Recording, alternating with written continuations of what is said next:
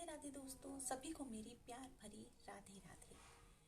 तो आज की कहानी है नारायण का प्रसाद। यानी जब हम भगवान की भक्ति श्रद्धा से करते हैं तो भगवान भी हमारे साथ होते हैं। तो आज की कहानी उसी पर आधारित है। तो आइए सुनते हैं। सतयुग में सुप्रतीक नाम के एक पराक्रमी राजा थे। उनकी पत्नी का नाम विद्युत प्रभा था। दुर्वासा ऋषि के आशीर्वाद से उनके यहाँ एक पुत्र पैदा हुआ, जिसका नाम उन्होंने दुर्जय रखा। राजकुमार दुर्जय धीरे धीरे बड़ा होने लगा।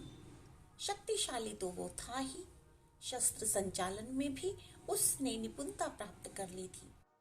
पुत्र को सभी तरह से योग्य देख उचित अवसर पर सुप्रतीक ने उसे राज्य की बागडोर सौंप दी और स्वयं अपनी पत्नी के साथ चित्रकूट पर्वत पर तपस्या करने चले गए।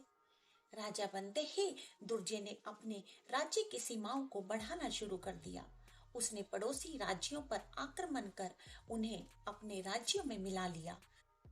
शीघ्र ही वो एक छत्र सम्राट बन गया। सम्राट बनते ही उसमें अहंकार भी आ गया। एक दिन सम्राट दुर्जय अपने सैनिकों के साथ वन में आखेट करने के लिए गया। वहां उसने एक बहुत सुंदर सा सरोवर देखा, जिसमें तरह तरह के सुगंधित फूल खिल रहे थे। दुर्जय को वो स्थान बहुत ही अच्छा लगा। सरोवर के पास ही एक कुटिया भी थी, जिसमें गोरमुख नाम के ऋषि रहते थे। सम्राट दुर्जय और उनके सैनिकों को वहां पर पहुंचा देख ऋषि गोरमुख ने उनका खूब स्वागत सत्कार किया। दुर्जय ने वहां रात को विश्राम करने की इच्छा जाहिर की। सम्राट की बात सुनकर ऋषि गोरमुख प्रसन्न तो हुए, पर चिंतित भी हो उठे, क्योंकि उनके पास ना तो कोई ठहराने की व्यवस्था थी और ना ही इतनी भोजन सामग्री थी जिससे वो अतिथियों को भोजन करा सकते हैं।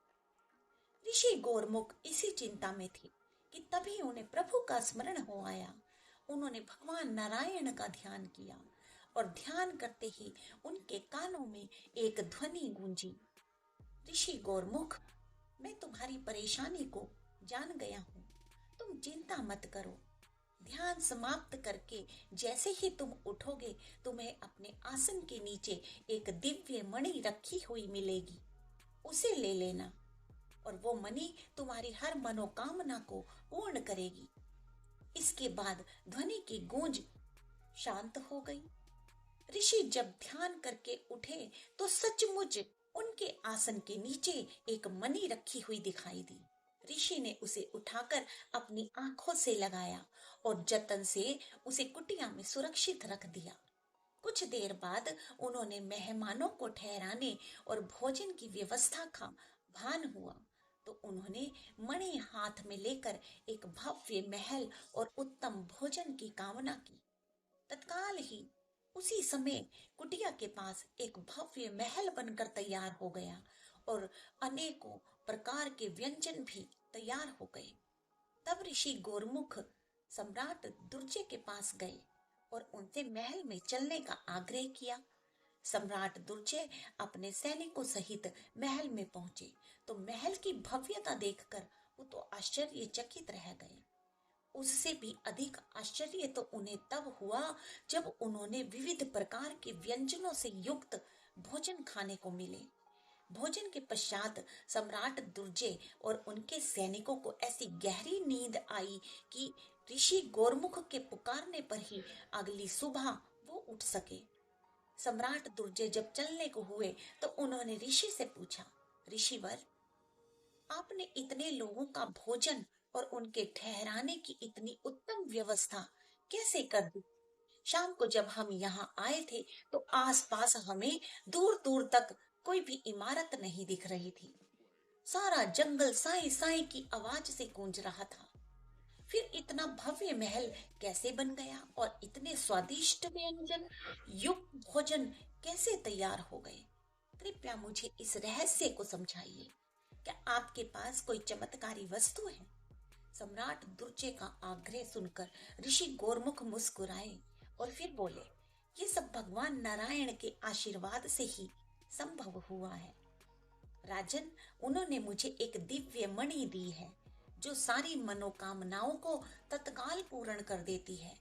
ये सुनकर दुर्जे के मन में लोभ पैदा हो गया। उसने कहा, ऋषिवर, आप तो त्यागी और वैरागी हैं। आपके पास ऐसी चमत्कारी वस्तु होने का क्या लाभ? वो मणि तो मेरे पास होनी चाहिए। क्या आप मुझे वो मणि दे दोगे? नहीं, हरगिज नहीं, ऋषि ने तत्काल कहा। भगवान नारायण के उस प्रसाद को मैं किसी को भी नहीं दे सकता। गलत हाथों में पड़कर उस मणि का गलत इस्तेमाल भी हो सकता है। ये सुनकर सम्राट दुर्जे को क्रोध चढ़ आया। वो तेज स्वर में बोला, तो क्या मैं गलत आदमी हूँ? मत भूलो सन्यासी कि मैं यहाँ का एक छत्र सम्राट हूँ।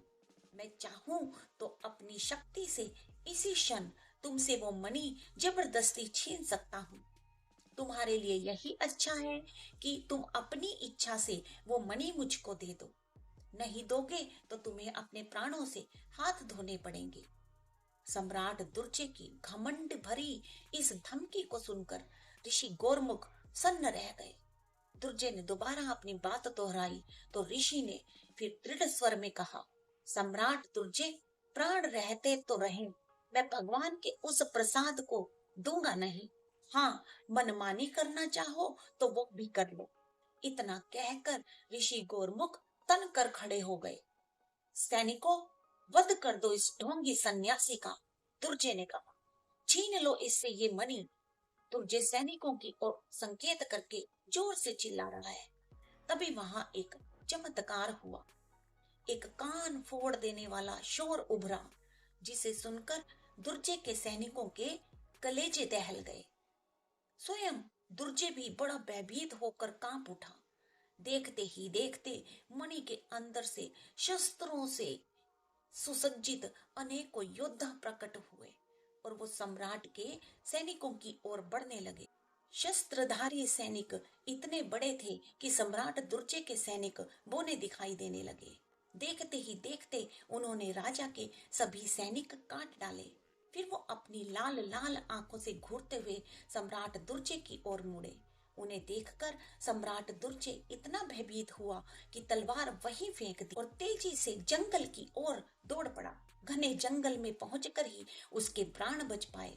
उधर मणि से उत्पन्न योद्धा भी सम्राट के पलायन करते ही अदृश्य हो गए। इस प्रकार उस कृतज्ञ सम्राट दुर्जे को एक अच्छा सबक मिल गया। उसके बाद फिर कभी ना तो वो ऋषि गोरमुख की कुटिया की तरफ झांके और ना ही उसने जंगल में शिकार करने का कभी दुस्साहस किया। तो ये थी कहानी आज की। मिलते हैं फिर एक नई कहानी के साथ। तब तक के लिए जय श्री कृष्ण, जय श्री राधे। राधे राधे।